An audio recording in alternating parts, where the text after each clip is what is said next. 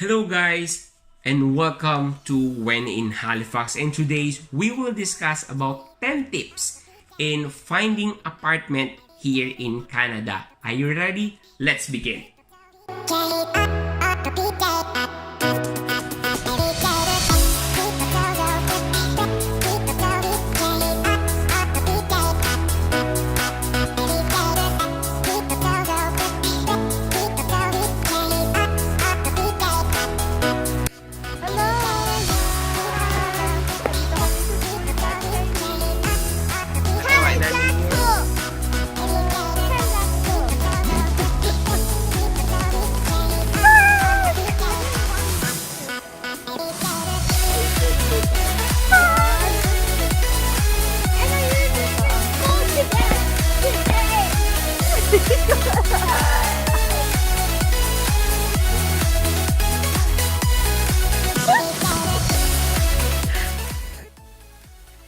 The first one is make sure that your apartment is very near to school. Bakit po malapit yung apartment ninyo sa school? Because yung school, if let's say for example, you have a specific school na gustong mag-aral ang anak mo dun sa specific na school na yon, make sure yung apartment mo ay near dun sa kanyang coverage. Kasi every school here in Canada, meron lang siyang area na kayang i-cover or i-cover lang. If let's say for example, you have, let's say, etong school ang gusto mo, pero yung bahay mo ay napakalayo, definitely mag-i-enroll ka sa malapit na school doon sa tinitirahan mo. So for me, my best advice, my tip number 1, make sure your apartment is very near to the school para dun sila magpapasok, and at the same time during winter season they can walk, and if you're working, pwede sila maglakad papunta or pwede sila maglakad pabalik pauwi. And make sure the second reason is make sure the heater and water is included in the rent. Most of the apartment included na yung water, pero merong mga apartment dito, especially here in Nova Scotia, is yung heat is not included in the rent. Heat is very expensive, guys. Para siyang kuryente, para siyang plancha, just to give you an idea. Para siyang plancha. Kapag naka-on yung heater, mas mataas yung electric consumption nyo. So make sure na kasama yung heat sa renta nyo na para hindi po mataas yung kuryenteng binabayaran nyo. So that's the most important. But commonly guys, if you're renting an apartment, water is always included. So make sure if you are looking for an apartment, you are newly landed here as immigrant, make sure that heat and water is included in the rent. Third one, you should have an indoor parking as much as possible.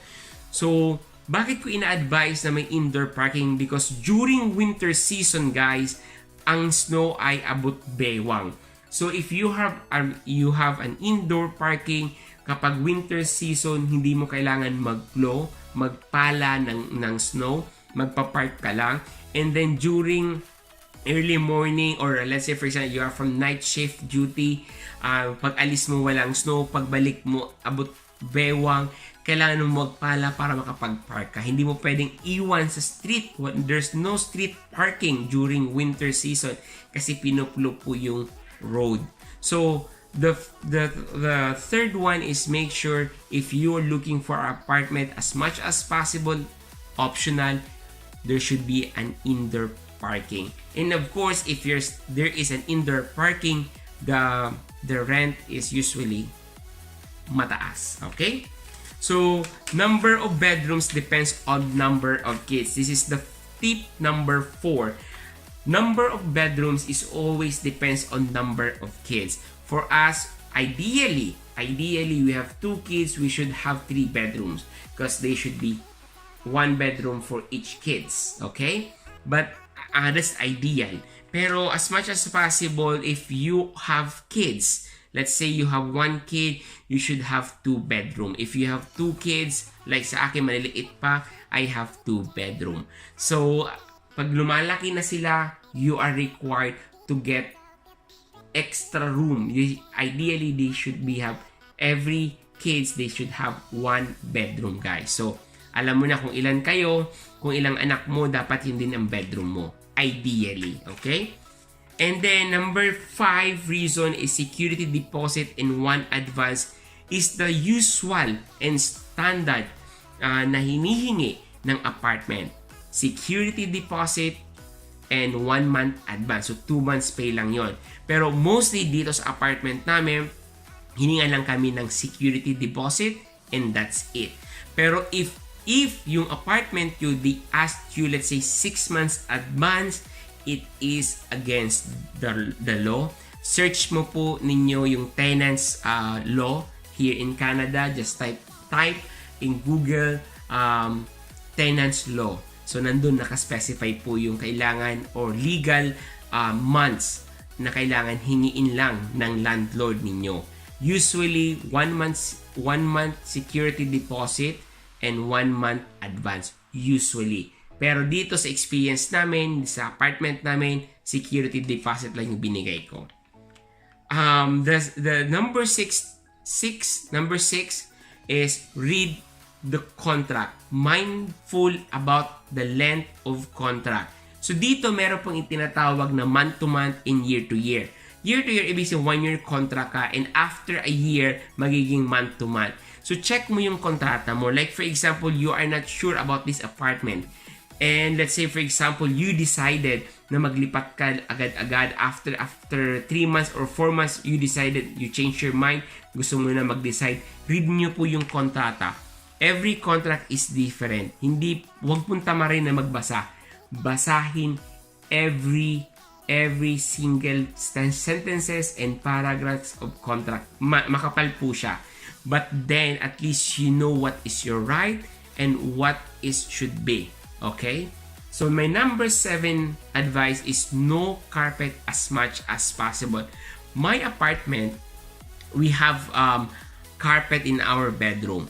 So, personally, mahirap siyang linisin. Although there's a vacuum, mahirap pa rin linisin. And at the same time, if you have allergy, you have rhinitis, like me, carpet is not advisable. As much as possible, guys, walang carpet kasi mahirap talagang linisin and mahal magpalinis po ng carpet. Okay?